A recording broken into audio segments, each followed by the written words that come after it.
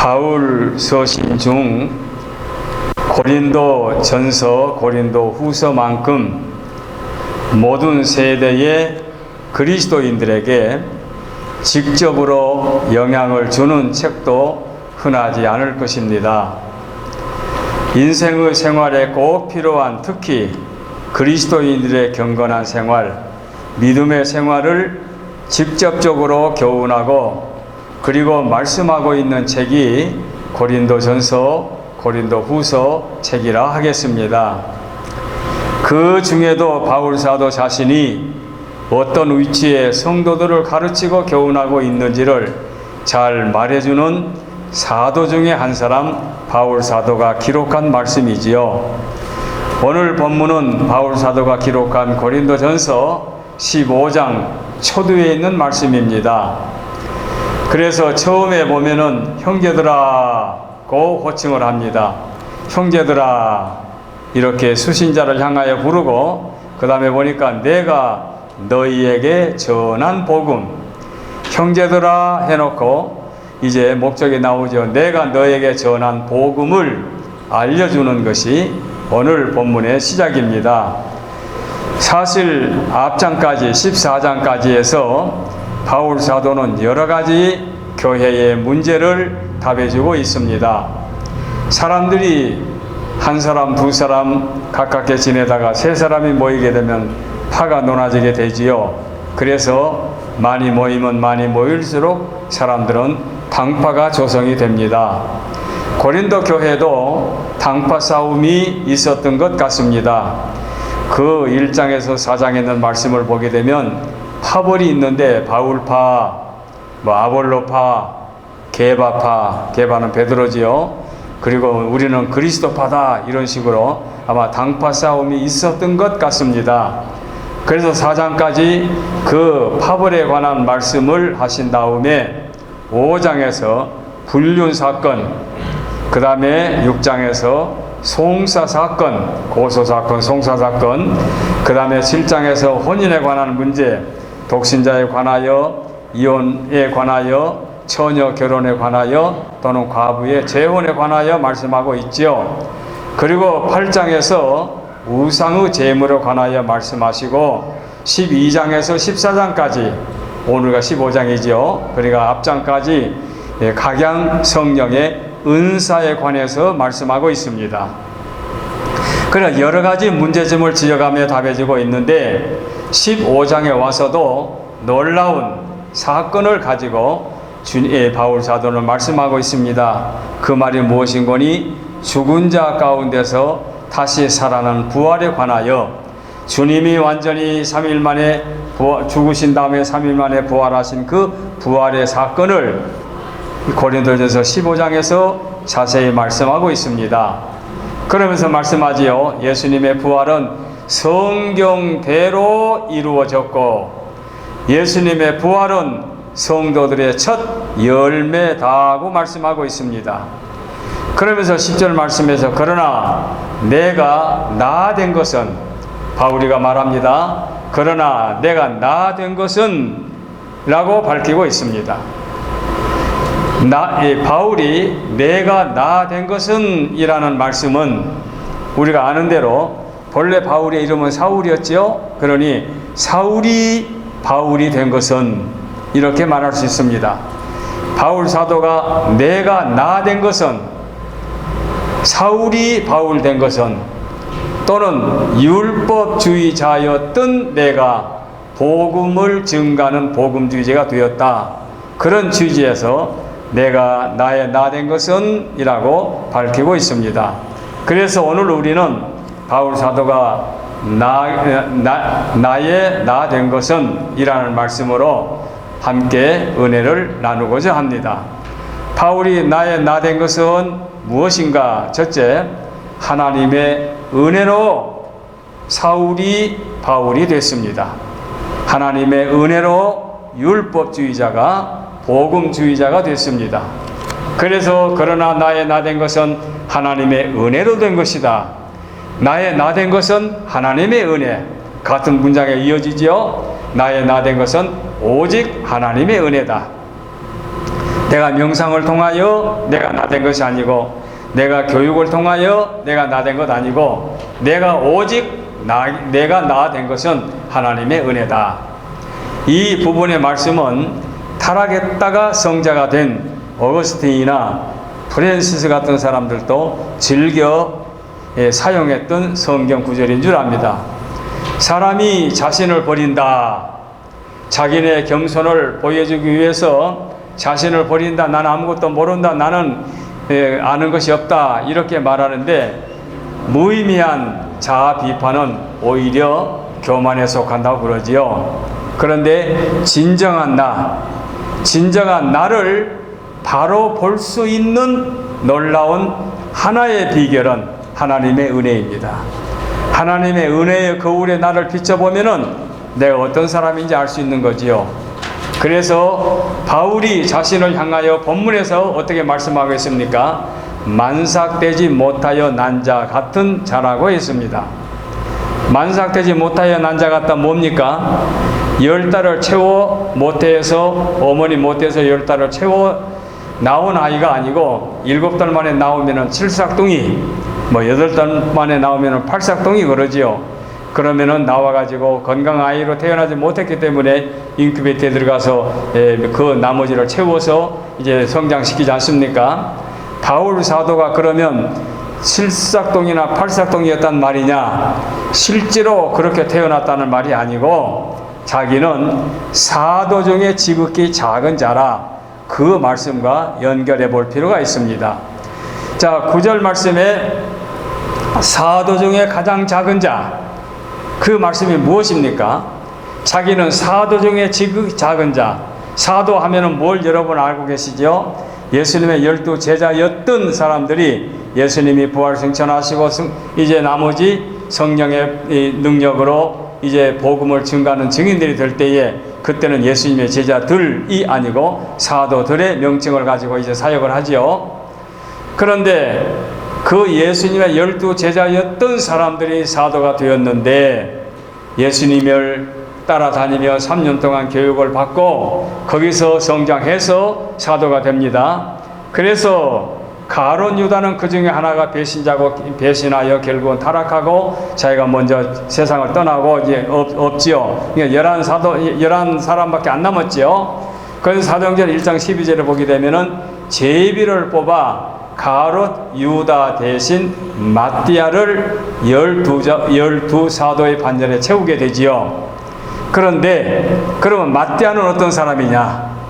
그 12사람의 반열에 들어갈 수 있는 마띠아는 어떤 사람이냐? 사도행전 1장 17절에 있는 말씀 보게 되면 이 사람은, 마띠아를 말합니다. 이 사람은 본래 우리 수 가운데, 우리 수, 예수님의 12 제자들, 그들의 무리입니다. 우리 수 가운데 참여하여 이 직무의 한 부분을 맡았던 자. 그러니까 예수님의 12사람의 명단에는 오르지 못했지만 그들과 함께 고락을 나누면서 예수님을 따라다니며 3년 동안 교육을 받았던 자 중에 한 사람, 마띠아. 그러니까 마띠아는 12사람 반열에 그냥 그들이 편입만 시키면은 자격은 이미 3년 전에 갖춰진 거죠. 3년 동안 이미 자격이 갖춰진 거죠. 그래서 3년 동안 그들과 함께 고락을 같이 하며 교육을 받았던 마띠아가 12사도 중에 들어왔고, 바울은 어떤 사람입니까? 바울은 그 사람들이 제자였다가 사도가 될 때에 전혀 그 사람들과 상관이 없는 사람이에요. 상관이 없고 그는 율법주의자로 그리스도의 복음을 전혀 관심 밖에 이 사람이었지요. 심지어 스데반 집사가 복음을 증거하다가 돌에 맞아 죽을 때 그것을 목격하며 마땅히 죽을 사람이 죽고 있다고 생각했지요. 심지어 그 정도로 끝난 것이 아니고 그는 직가라는 곳으로 이제 다메섹의 그리스도인을 박해하러 이제 잡아서 결박하기 위해서 이제 제사장의 대장의 신임장을 받아가지고 가다가 부활하신 주님을 직접 만나게 되지요. 그 부활하신 주님이 직접 나타나서 사울아 어찌하여 네가 나를 핍박하느냐 박해하느냐 이렇게 말할 때 나를 향하여 사울아 내 이름을 부르면서 자기를 핍박했다고 말하시는 당신은 누구십니까? 하고 말할 때에 예수님께서 나는 네가 핍박하는, 네가 박해하는 예수라고 말씀하지요. 이렇게 해서 예수를 만나게 되지요. 그 전까지는 전혀 12사도와는 상관이 없는 사람이고 노선이 달랐던 사람이지요. 그런데 부활하신 주님을 만남으로 말미암아 그가 변화가 되는데 그 변화의 과정이 놀랍지요. 완전히 바뀌게 되지요. 180도로 바뀌게 되지요. 박해자가 증인으로 바뀌게 되지요. 율법주의자가 복음주의로 바뀌게 되는 거지요. 그 바뀌는 과정이 어떻게 된 거냐? 그게 하나님의 은혜라 그 말입니다. 그게 하나님의 은혜예요. 그래서 바울 사도는 자기가 말하기를 맨 나중에 맨 꼴찌로 자기는 사도가 되었다. 그래서 자기는 12사도 외에 전혀 3년 동안 교육도 받지 못했고 그들이 교육을 받을 때 자기는 율법에 젖어 살았던 그가 교회를 향해서 받게 했는데 하나님의 은혜로 사도가 되었다. 그래서 바울이가 내가 나 된 것은 하나님의 은혜다고 말씀했습니다. 이 하나님의 은혜, 이 말씀을 오늘 여러분이 다시 들으면 지난주 말씀이 생각나지요. 바울 사도가 안디옥 교회에서 선교사로 부름을 받고 1차 전도 여행, 2차 전도 여행, 3차 전도 여행을 하는데 1차 전도 여행에 비시대 안디옥 가서 복음을 전하다가 복음을 듣고 유대인들의 호응이 좋았단 말입니다. 그리고 너무 호응이 좋은데 그들이 말하기를 다음 안식일에도 우리에게 말씀을 전해 주십시오 라고 하니까 바울 사도가 뭘 했습니까? 그래, 내가 다음 주도 와서 또 전해줄게. 더 많이 데리고 와. 그렇게 말하지 아니하고 오히려 대답이 항상 하나님의 은혜 가운데 있으라. 이렇게 반응했거든요. 이 말씀이 어디서 나온 말입니까? 내가 경험한 바에 의하면 제일로 우리 삶에 중요한 것은 하나님께서 우리에게 베풀어주신 은혜, 그 은혜가 귀하다. 그러니까 내가 말씀을 증거했으면 그 말씀을 듣고 또 그와 같은 말씀을 듣기를 원하는 그것이 아니라 말씀을 듣고 하나님의 은혜를 깨닫는 것이 중요하다. 그래서 항상 하나님의 은혜 가운데 있어라 하고 지난주일날 말씀을 드렸지요. 그 말씀과 관련해서 지금 오늘 준비가 된 겁니다. 그래서 바울 자신이 하나님의 특별한 은혜를 받은 거지요. 12사도들이 경험하지 못한 그런 경험을 한 거지요. 그가 복음을 전하는 자로 마음속 깊이 자리를 잡고 나의 나 된 것은 오직 하나님의 은혜다. 하나님의 은혜다. 우리 그리스도인들에게 가장 귀한 축복의 포인트가 여기 있습니다. 사람이 하나님의 은혜를 깨닫고 살아갈 때에 비로소 변화된 삶, 그리스도인의 삶을 살 수가 있습니다. 내 중심의 삶은 이기적인 삶이요. 그런데 은혜를 받고 나게 되면은 나는 하나님의 은혜 가운데 감사하며 살 수 있는 사람이 되는 거예요. 그래서 올바른 신앙인들은 항상 하나님의 은혜를 잊어서는 안 됩니다. 이게 중요합니다. 그래서 이것 자체가 하나님의 은혜고 이게 그리스도인의 그야말로 신앙을 유지할 수 있는 힘이 되는 거고 원천이 되는 거지요. 그래서 자신이 사도로 세워진 것은 자기 어떤 결단이나 자기 어떤 노력이나 자기 어떤 수양으로 의해서 사도가 된 것이 아니라 하나님의 선택으로 부르심을 받았기 때문에 사도가 되었으니 그 포인트가 하나님의 은혜다 그 말이에요. 하나님의 은혜. 그래서 고린도전서 1장, 어제 아침 새벽에 우리가 고린도전서 1장을 보았습니다마는 고린도에 있는 하나님의 교회 곧 그리스도 예수 안에서 거룩하여지고 성도라 부르심을 입은 자들이라는 말씀이 고린도전서 1장 2절에 나옵니다. 성도라 부르심을 받은 자, 부르심을 받았다 이 말씀이 뭡니까?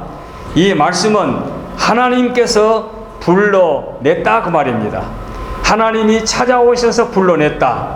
그래서 그 불러낸 것 그 자체가 하나님의 은혜라 그 말이요. 하나님의 은혜는 많은 사람들 가운데서 하나님이 택정하여 부르신 것이 하나님의 은혜입니다. 그래서 창세기 12장에도 보면은 하나님께서 아브라함을 부르시지 않습니까? 아브라함을 부르심으로 말미암아 이제 선민의 조상이 되는데, 아브라함이 다른 사람과 뭐가 특별히 달라서 부르신 것이 아니라 하나님이 당신의 주권으로 택하신 거지요. 그래서 부르심이라 하는 것은 하나님의 편에서 주도적으로 행하시는 것입니다.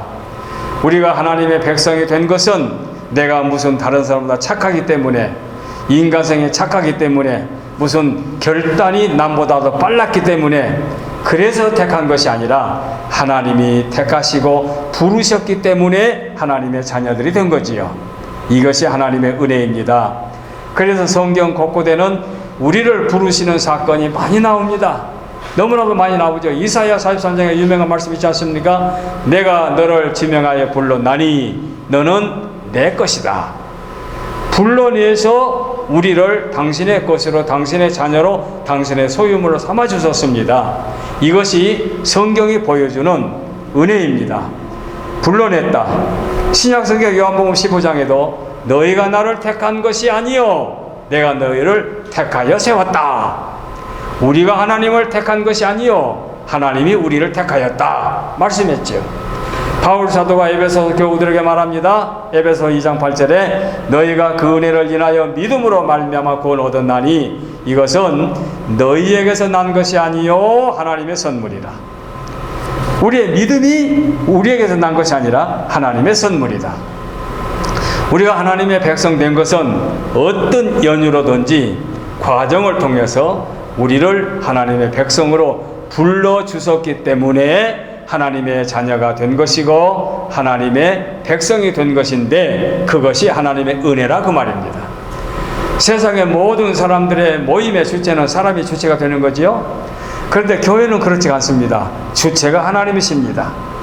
교회의 주인은 하나님이시고 하나님이 우리를 불러내셨기 때문에 주체는 사람에게 있는 것이 아니라 하나님께 있는 것입니다.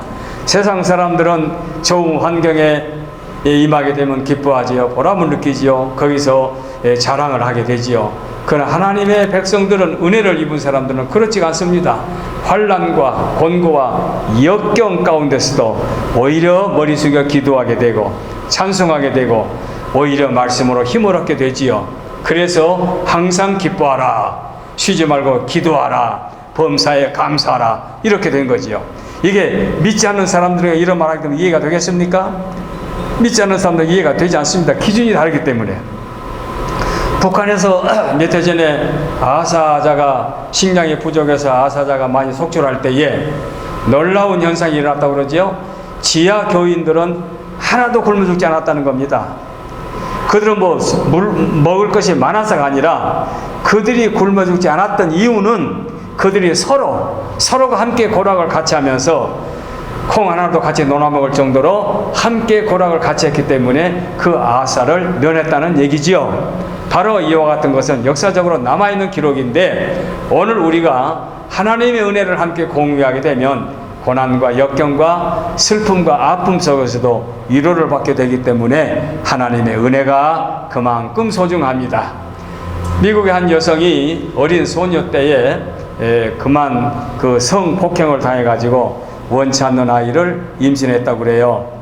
그런데 이 아이를 뗄 형편도 못 되니까 할 수 없이 나가지고 사생아를 낳지요. 딸을 낳는데 다른 사람에게 양녀로 보내버리고 자기는 일생을 마음의 상처를 갖고 살았습니다. 그런데 어떻게 살다 보니까 신앙을 얻게 되고 신학을 공부하여 여자 목사가 됐습니다. 여자 목사가 되었지만 그 마음속에는 항상 응어리가 남아 있습니다. 그 어렸을 때 그 폭행 당했던 그 아픔이 늘 마음에 그야말로 트라우마로 남아 있어 가지고 마음이 일생을 편치 않게 살면서 그래도 성직자로 살았습니다. 그런데 수십 년 흐른 다음에 그 딸아이가 성인이 되었을 나이에 어찌어찌 좋은 환경의 양부모를 만나 가지고 이제 그 잘 자라가지고 나중에 어찌어찌 친모를 찾아가지고 연락을 왔습니다. 그래서 엄마, 내가 누구라고, 엄마, 내가 태어날 때 나를 없애지 않고 나를 출산시켜 주셔서 감사드립니다. 그렇게도 마음이 그렇게 시원치가 않은 거예요. 그런데 그 딸아이의 말을 계속 들어보니까 엄마, 내가 마지막 엄마에게 소원이 하나 있습니다. 무엇인가 물어보니까 나는 예수 그리스도를 믿어 내가 이 땅에서 신앙생활을 하고 있습니다.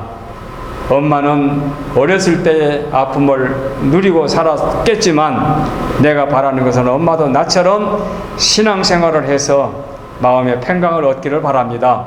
이렇게 딸이 전화가 온 거예요. 그 말을 들으니까 엄마가 눈물을 주르르 흐르면서 마음의 응어리가 사라졌다. 내가 그런 기사를 본 기억이 납니다. 마음의 응어리가 살았다는 얘기는 뭡니까? 자기도 하나님의 은혜 가운데 지금 살고 있습니다.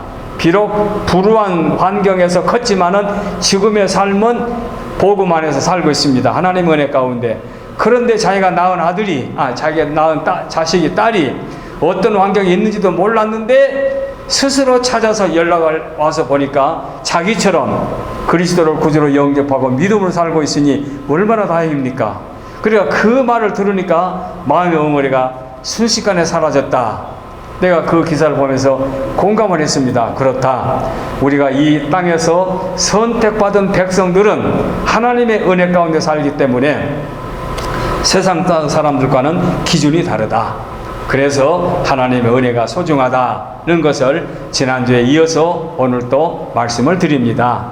자, 두 번째로 바울이 바울 된 것은, 내가 나 된 것은 하나님의 은혜라고 그랬는데 그 하나님의 은혜로 바울이 되었는데 가장 바울 사도가 깨달은 것 1순위가 뭐냐? 복음을 깨달았습니다. 복음을 깨달았어요. 율법주의자라고 그랬지요. 율법을 통달했습니다. 그야말로 그 시대의 가말리엘 문화생으로 교육을 제대로 받았습니다. 그야말로 흠이 없는 자로, 율법에 흠이 없을 정도로 교육을 받았습니다. 이런 바울이 하나님의 은혜로 변화를 받게 되니까 복음을 깨닫게 된 거예요. 복음이 뭔지를 알게 된 겁니다. 나 된 것은 하나님의 은혜로 되었는데 그 은혜로 뭘 깨달았느냐? 복음을 깨닫게 됩니다. 복음에 관하여 그가 하나님의 은혜를 받지 못했을 때는 전혀 몰랐습니다. 복음에 관해서는 전혀 몰랐습니다. 율법에 관해서는 통달할 정도가 되었지만은, 그러나 복음에 관해서는 전혀 깨닫지 못했기 때문에 그리스도인들은 이 세상에 존재할 가치가 없다고 판단했지요. 그러니까 자기가 앞장서서 쓸어 없애버리려고 그랬지요. 그래서 스데반 집사님의 순교도 마땅히 여긴 거지요. 그런데 오늘 본문에 보니까 1절에 내가 너희에게 전한 복음, 내가 바울 자신이 너희에게, 성도들에게, 그리스도인들에게 전한 복음을 너희에게 알게 하노니, 그 복음을 너희가 알기를 원한다는 거지요. 복음의 가치가 어떠함을 알고 이렇게 말씀을 증거하는 거지요. 그리고 3절에 내가 받은 것을, 그게 뭡니까? 복음이죠. 내가 받은 것을 먼저 너희에게 전하였노니, 먼저 전했다는 얘기죠. 복음을 지칭하는 말씀이지요. 그러니 복음의 가치, 복음의 진술을 그는 지금 말씀하고 있습니다. 복음을 깨닫는 순간 우리 인간의 삶은 바뀌어지게 된 거지요. 복음이 나에게 미치는 영향, 이것이 내 인생을 바뀌게 되는 거지요. 그래서 하나님께서 율법을 제대로 교육을 받은 자가 율법을 알아야 복음의 가치를 깨닫게 되기 때문에 하나님의 강권으로 이 땅에 오신 예수 그리스도를 통하여, 부활하신 주님을 통하여 사울에게 찾아가셔서 사울을 불러서 바울로 만드시고 그 바울로 하여금 복음을 깨닫게 한 다음에 신약성서 13권을 기록하게 하셨지요. 성경의 저자로 삼으신 거지요. 우리는 이 복음으로 죄인이 죄 있는 것을 깨달아 죄 사함을 받고 구원함을 받게 되는 인간의 놀라운, 그러니까 신락원, 그 에덴 동산에서 죄로 말미암아 쫓겨난 인간이 이 복음을 통하여 죄 사함을 받고 다시 회복받는 역사가 이 복음의 역사 아닙니까? 이 복음을 바울 사도가 깨달았기 때문에, 이 복음의 가치를 알았기 때문에 만사를 다 제쳐놓고 그는 나머지 삶을 복음을 위해서 살았지요. 그래, 복음만을 위해서 일생을 못 바쳐 살았지요. 어제 아침 새벽에 우리가 이 말씀을 낭독했죠. 고린도전서 1장 17절 이하에 보면은 십자가의 도가 복음입니다. 십자가의 도가 멸망하는 자들에게는 미련한 것이요, 멸망하는 자들은 누굽니까? 복음과 상관이 없는 자, 즉 불신자들, 그들에게는 미련한 것이요. 십자가의 사건이 미련한 것이죠. 왜 죽어? 죄 없는 사람이 왜 죽어? 바보같이. 이런 식이죠. 그런데 이 십자가의 도가 미련한 자들은 멸망을 받을, 믿지 않는 사람들은 미련하게 보이는데, 구원을 받는 우리에게는 하나님의 능력이다. 구원을 얻을 자는 누굽니까? 십자가의 도를 믿는 자들이죠. 그들에게는 하나님의 능력이 나타나는 거지요. 그래서 요한복음에 믿는 자들에게는 하나님의 그 능력이 나타난다고 임하지 않습니까? 하나님의 능력, 하나님의 권능, 하나님의 힘으로 우리는 마귀의 그 품속에서 빼앗아서 하나님의 자녀의 이 반열로 인도함을 받게 되는 것이요, 이게 하나님의 능력입니다. 기록된 바 내가 지혜 있는 자들의 지혜를 멸하고 청명 있는 자들의 청명을 폐하리라 하였나니, 지혜 있는 자들의 지혜를 멸한다는 게 뭡니까? 인간의 지혜, 인간의 청명이요. 인간의 지혜, 인간의 청명은 예수님의 십자가 사건이 어리석게만 보고 미련하게만 보입니다. 이해가 안 됩니다. 그리고 더더구나 죽었다가 3일 만에 다시 살아났다? 이게 인간의 지식으로는 도무지 받아들일 수 없는 거지요. 이것이 복음인데, 복음의 핵심인데, 이걸 그들은 이제 자기들의 지혜로, 자기들의 청명으로는 이해가 안 되는데 하나님께서 폐하신다는 거지요. 하나님의 지혜에 있어서는 이 세상이 자기 지혜로 하나님을 알지 못하므로 하나님께서 전도에 미련한 것으로 믿는 자들을 구원하시기를 기뻐하셨도다. 이 복음으로 유대인은 표적을 구하고 헬라인은 지혜를 구하나 우리는 십자가에 못 박힌 그리스도를 전하니 유대인들에게는 거리끼는 것이요 이방인에게는 미련한 것이로되 오직 부르심을 받은 자, 주께로부터 부르심을 받은 자들에게는 유대인이나 헬라인에게나 그리스도는 하나님의 능력이요 하나님의 지혜다. 이렇게 구별이 되는 거지요. 그래, 그 뒤에 좀 내려고 보면은 너희는 하나님으로부터 나서 그리스도 예수 안에 있고 예수는 하나님으로부터 나와서 우리에게 지혜의 의로움과 거룩함과 구원함이 되셨다. 이게 복음이요. 바로 어제 아침 이 말씀을 보았지요. 아까 말씀드린 에덴 동산에서 우리는 쫓겨났습니다. 죄인이 되었습니다. 소망이 없습니다. 죄인의 결과는 멸망입니다. 그런데 이 복음을 바울 사도가 깨닫고 복음의 증인이 되어서 자기는 맨 마지막에 지극히 작은 사도로 가지만 이 사도가 성경을 기록하고 복음을 들고 1차, 2차, 3차, 심지어 4차는 로마까지 들어가서 복음을 증거하다가 장렬하게 순교하게 되지요. 복음을 위해서. 바로 이것이 복음입니다.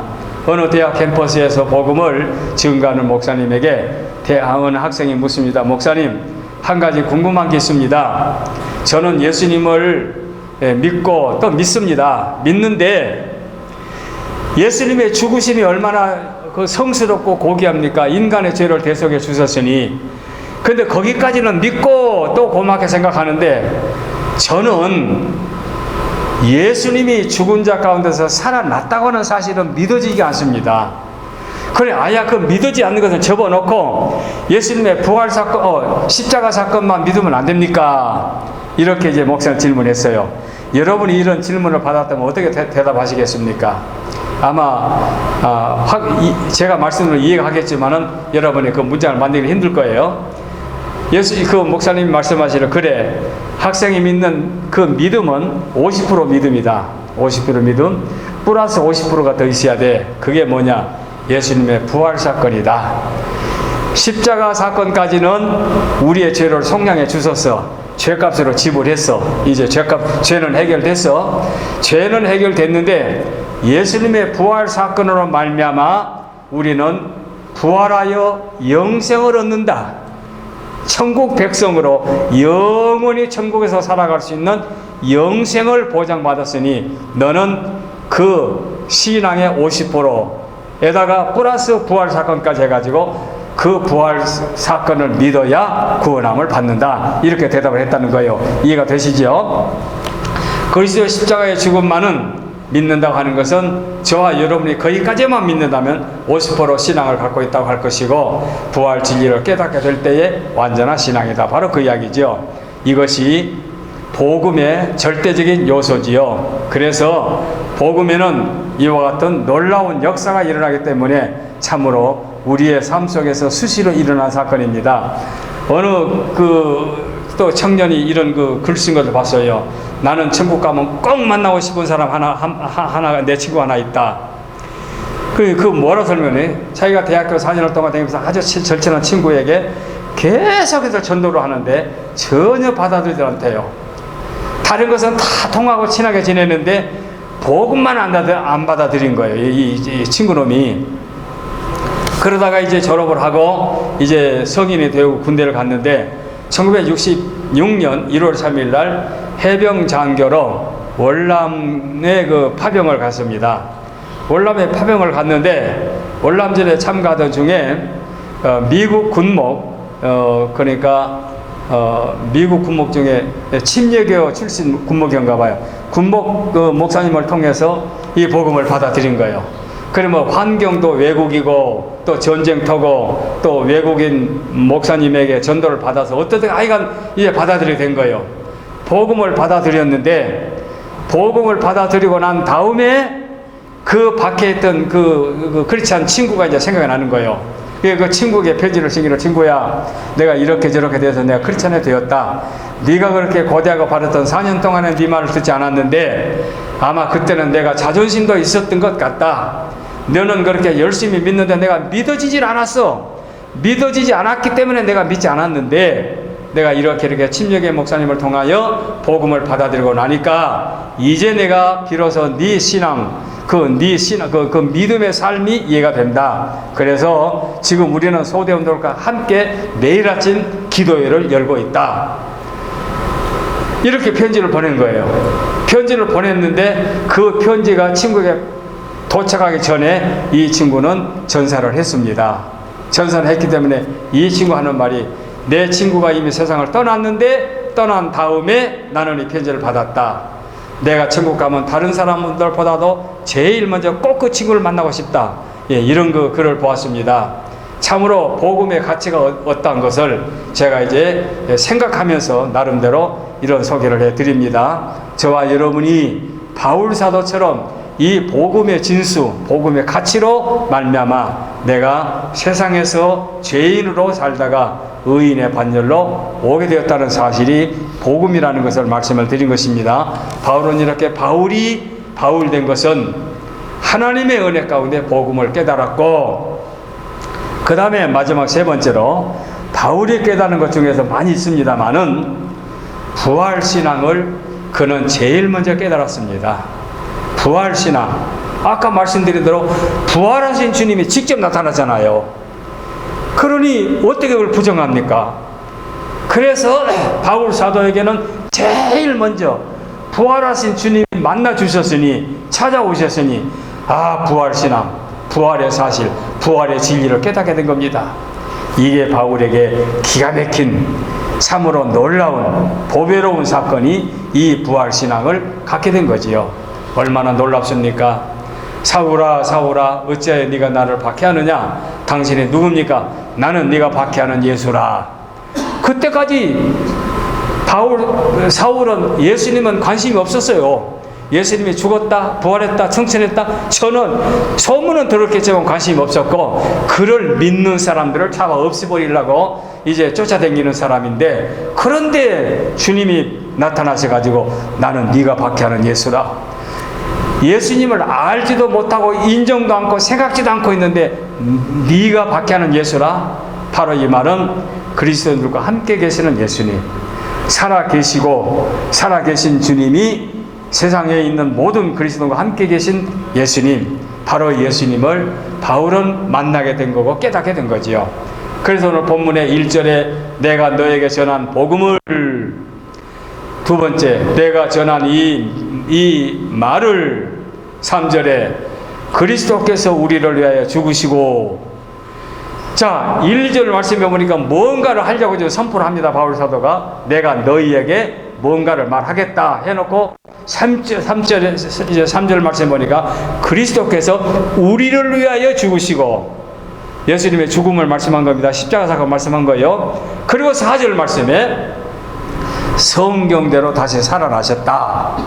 그러니까 오늘 본문에 3절에 1절 2절에 선포하시고 내가 지금 뭔가 너희들 말하고자 한다 하는데, 3절에 예수님은 죽으셨는데 3절에 성경대로 살아나셨다. 그 이제 4절부터 계속해서 나오지 않습니까? 게바에게 보이시고 500의 형제에게 보이시고 사도들에게 보이시고 하다가 7절에 보니까 야고보에게 보이시고 8절에 맨 마중에 가장 작은 나에게도 보이셨다. 누가? 부활하신 예수님께서. 이 부활의 사실을 바울 사도는 하나님의 은혜 가운데 깨닫게 된 거예요. 이 부활신앙, 아까 말씀드린 대학생처럼 예수는 믿습니다. 습관 따라 믿고 교회 다니며 교회에서 말씀을 듣고 그리고 신앙생활을 합니다. 교회 생활합니다. 청년 생활합니다. 그런데 십자가 부활 사건을 믿지 않는다. 이럴 수 있어요. 그런데 바울은 그 문제가 해결됐지 않습니까? 언제? 한순간에 예수님을 만남으로. 그래서 부활신앙, 부활의 진리를 깨닫게 된 거지요.